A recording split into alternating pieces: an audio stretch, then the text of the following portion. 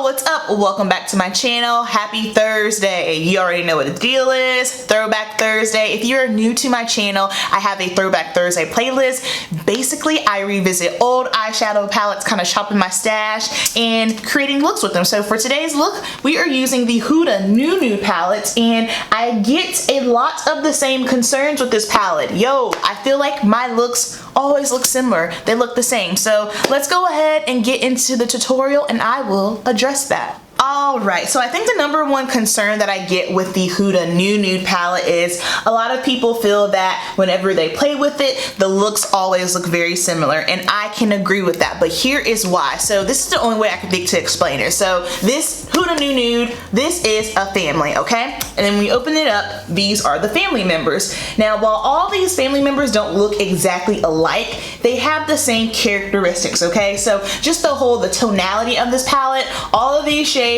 were literally made to work and play together. It is more so a pink purple tone palette. The cool thing about this palette is you have more so of over here on this area, you have more warm purple and pinks, but then down here you get purples and pinks that are a little bit more cooler tones. So I think that is cool.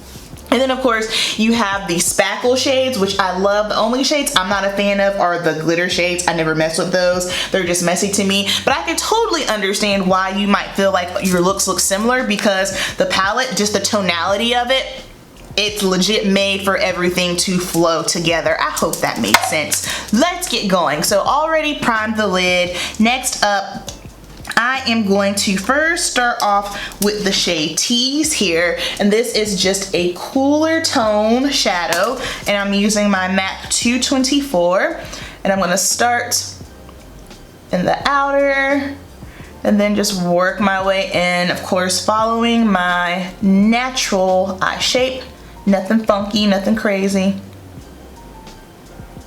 I love the pigmentation. This palette, I mean, even the Desert Dust palette, for me, though it was easy to work with, I didn't have any issues with it. I feel like a lot of people had issues with that palette. I wasn't bothered by it though.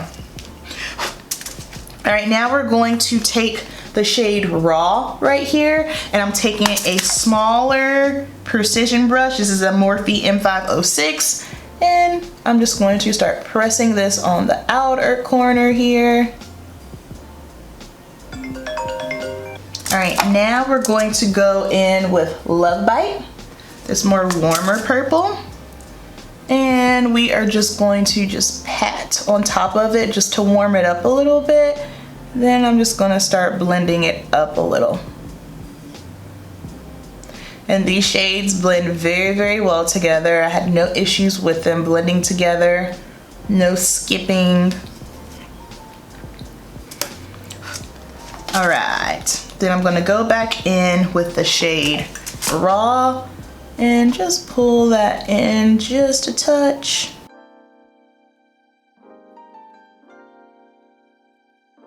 And this shade does come with a little concealed shade primer. This shade right here, I don't ever use that. I'm not a fan of like the creams and the powders. I know some people cover them up, but I just, not a fan.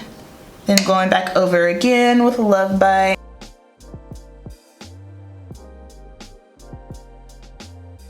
All right, then we're going to take the shade Charmed here. And what I'm going, no, over here, right here, the spackle. And I'm just gonna put my finger in and I'm just gonna press it on my lid.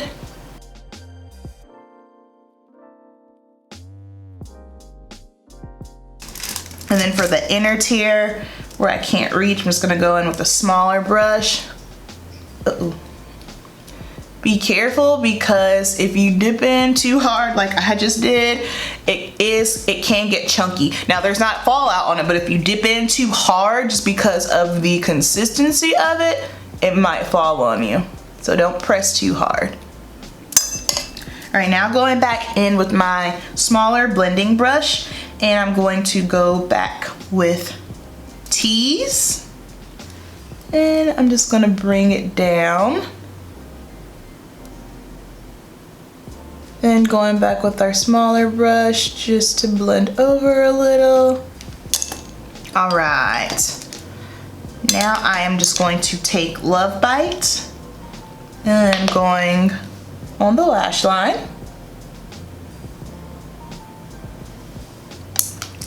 And then felt liner on the top.